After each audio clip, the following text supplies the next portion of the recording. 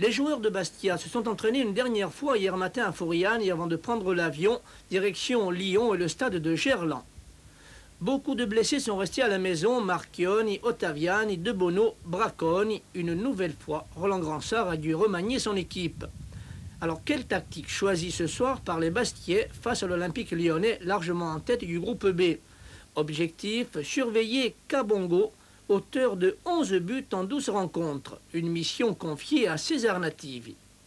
Fort de leur succès à domicile contre Le Puy, les Bastiais abordent cette rencontre sans complexe. Talonnés par l'Olympique nîmois au classement, les Lyonnais doivent gagner impérativement cette rencontre.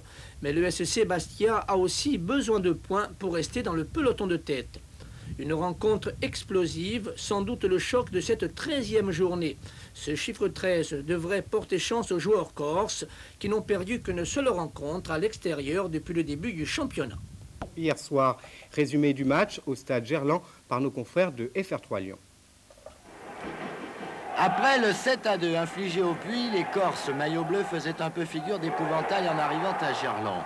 Et c'est vrai qu'en début de rencontre, ils pratiquent un football bien léché. Lipidi et Marini enchaînent parfaitement, mais le maçon ferme l'angle, le tir de l'avant-centre Bastiais passe à côté. Sur le plan collectif, côté lyonnais, ce n'est pas mal non plus. Attaque en triangle, Garde, Genesio et Bouafia, à côté également, mais c'était bien construit. Rémi Garde, dans le rayonnement en milieu de terrain, est une agréable surprise et en plus, il marque des buts. Sous son impulsion, la machine lyonnaise est en route. Mais Bastia tient encore le choc et sur cette longue montée de l'arrière latéral Bianconi, il permet à Traoré d'égaliser à la 20e minute. C'est alors que Claudio Garcia va peser de tout son poids sur le match. Il marque pour le 2-1. S'accroche au passage avec des Bastiais qui commencent à laisser traîner les crampons. Et ensuite, il justifie sa réputation d'ailier de débordement entre deux défenseurs. Kabongo marque, mais l'Argentin avait fait 60% du travail.